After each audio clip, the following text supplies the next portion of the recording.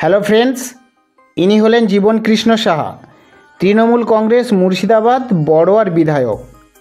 School service commission নবম এবং দশম নিয়োগ দুর্নীতি মামলায় ইডি ওনাকে গ্রেপ্তার করেন। 2023 সালে 14ই এপ্রিল সিবিআই ওনার বাড়িতে হানা দেন এবং 17ই এপ্রিল ওনাকে গ্রেপ্তার করেন। উনি প্রমাণের অভাবে ছাড়া পেয়ে যান।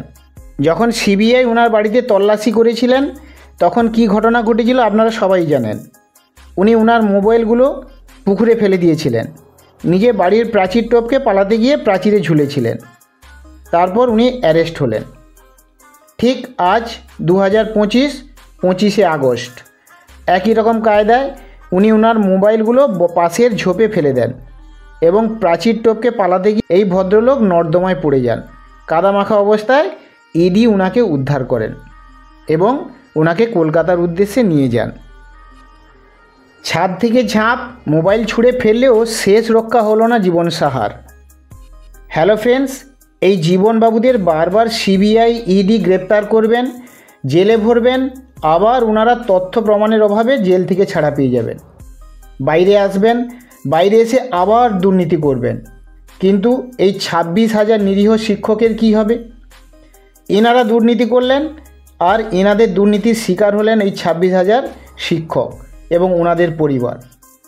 তাই আমার মতে এইসব জীবন কৃষ্ণবাবুদের সঙ্গে সিবিআই ইডি যাই ছাড়ুক ধরুক, যাই খেলা করুক, 2016 সালে এসএসসি নিয়োগ কর্তাদের চাকরি থেকে বরখাস্ত করা হোক, তাহলে কেউ অপরাধ করার সাহস পাবে না।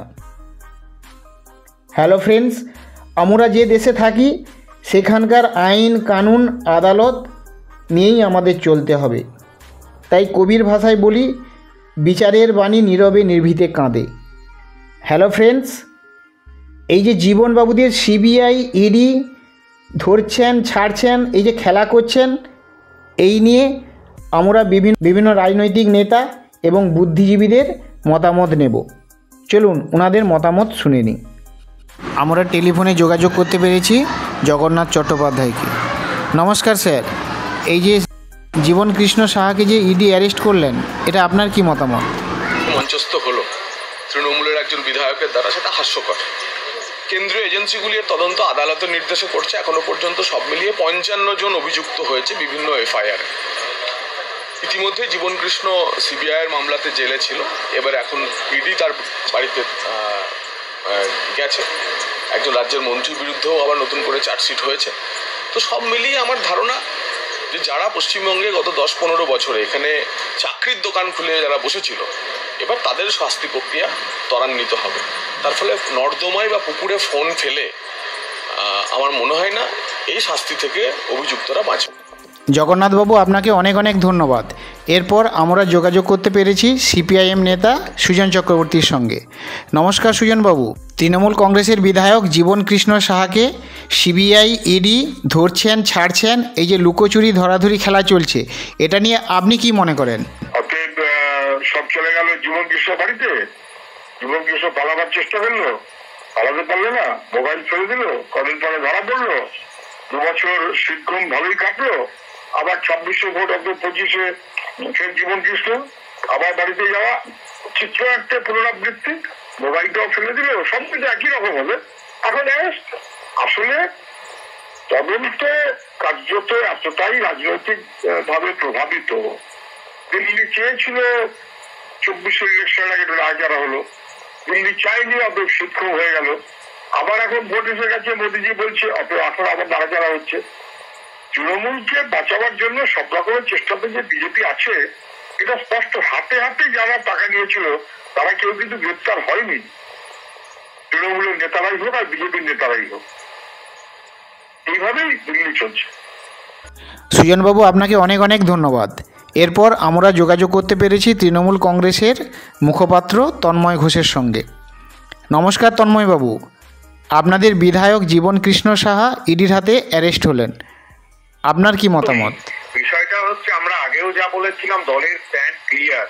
যদি কেউ দুর্নীতিতে থাকে তাহলে দল তার সঙ্গে নেই, দলের সঙ্গে তাদের কোনো সম্পর্ক নেই। কিন্তু একটা কথা মাথায় রাখতে হবে, বারবার বিভিন্ন বিরোধী দলের দলনেতা দলনেত্রীদেরকে ইডি বা সিবিআই অ্যারেস্ট করছে এবং তারপরে তাদের বিরুদ্ধে কিছুই প্রমাণ করতে পারছে না।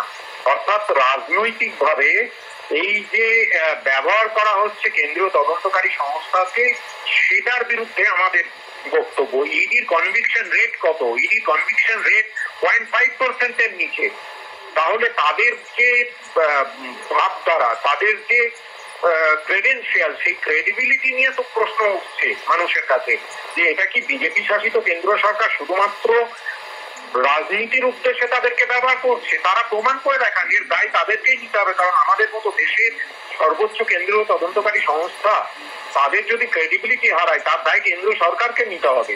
আর আবার রিপিট করছি, যারা এই ধরনের ঘৃণ্য কাজের সঙ্গে জড়িত, দল তাদের সঙ্গে, দল তাদের সমর্থন করে না, এবং যদি কোনো কিছু প্রমাণিত হয় দল দলীয় স্তরে নিশ্চিতভাবে তার ব্যবস্থা নেবে। ধন্যবাদ তন্ময়বাবু, আপনাকে অনেক অনেক ধন্যবাদ। তাহলে তন্ময়বাবুর কথা থেকে আমরা বুঝলাম জীবন কৃষ্ণ সাহা নির্দোষ, ওনার কোনো দোষ নেই। সিবিআই, ইডি ওনারা তাদের রাজনৈতিক উদ্দেশ্য প্রণোদিতভাবে জীবন কৃষ্ণ সাহাকে ধরেছেন। এরপর আমরা টেলিফোনে যোগাযোগ করতে পেরেছি বিজেপি নেতা সজল ঘোষের সঙ্গে। নমস্কার সজলবাবু। তন্ময়বাবু বললেন জীবন কৃষ্ণ সাহা নির্দোষ, সিবিআই, ইডি ওনারা রাজনৈতিক উদ্দেশ্য প্রণোদিতভাবে ওনাকে অ্যারেস্ট করেছেন। আপনার কি মতামত? পাড়ার ব্র্যান্ডের চোরেদের বাড়িতে হয়, এরম ওর বাড়িতে বারবার পুলিশ যায়, আর যখনই পায় ও মোবাইলটা ছুঁড়ে ছুঁড়ে ফেলে দেয়। আমার কথা হচ্ছে, মোবাইল এভাবে ছুঁড়ে ছুঁড়ে ফেলছে, এরপরে ওই কালীঘাটের পাশে যদি রেড হয়, হ্যাঁ, কালীনালার পাশে যদি রেড হয়, তাহলে তো কেউ হয়তো ঝাঁপিয়েও পড়বে ওই নালার উপরে।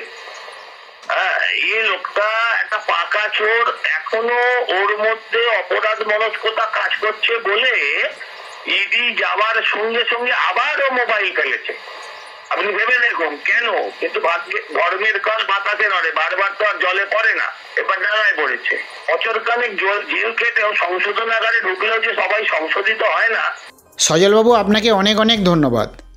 এরপর গুণনিধি পুত্রের কথা শুনে নেব ওনার পিতার কাছ থেকে, অর্থাৎ জীবন কৃষ্ণ সাহার বাবা কি বলেছেন শুনে নিন একবার। যেদিন থেকে ও জামিন নিয়ে এসেছে সেদিন থেকে আমি বাড়ি ঢুকতে পারি না। আমার অনেক হিসাবপত্র আছে, কিচ্ছু করতে পারি না, যেতেও পারি না, বাড়িতে ঢুকতেও পারি না। কান্দি থানার এমএলএ বর্তমান, ওকে দিলাম দরখাস্ত, বলে এলাম, তারপরে থানাকে জানালাম, থানাও কোনো অ্যাকশন করলো না। সে এমএলএ হয়েই কথা বলছে। সম্পত্তি কি ছিল? একটা মিষ্টি দোকান করতে আবার কি সম্পত্তি ছিল? এইভাবে হয়েছে, দুর্নীতি করে পয়সা করে কাউন্সিলর হয়েছে, এখন তো পয়সা অটোমেটিক আছে। এখন কি করবো, আমরা এইভাবে চলছে। এখন দেখি এমএলএটা যাক, তারপর যাই হবে, এমএলএ স্ট্যাম্পটা যাক, তারপর আমি এখন বাইর করে দেবো বাড়ি থেকে। তো দরকারই আছে, যেও দরকার নাই বলে যাও পুত্র, আমি তো থাকতে পারবো না যদি কিছু না হয়।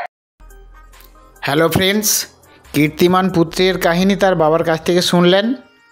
এই সব গুণগুলো না থাকলে বড় নেতা হওয়া যায় না। আমরা দেখতে পাচ্ছি কয়েক বছর ধরে সিবিআই, ইডি এইরকম জীবন কৃষ্ণ সাহার মতো বা আরও বড় বড় রাঘব বোয়াল বা চুনোপুটি অনেককেই গ্রেপ্তার করেছেন। ধরাধরি, লুকোচুরি অনেক খেলা হয়েছে। 26,000 শিক্ষক বা ওনাদের পরিবার, এই সব নেতা নেত্রীদের দুর্নীতির শিকার হলেন, তাদের পরিবারের কি হবে? ভিডিওটি ভালো লাগলে লাইক, শেয়ার, কমেন্ট করবেন। এইরূপ নতুন নতুন ভিডিও পেতে আমার চ্যানেলকে অনুগ্রহ করে সাবস্ক্রাইব করবেন। ভালো থাকুন, সুস্থ থাকুন, নমস্কার।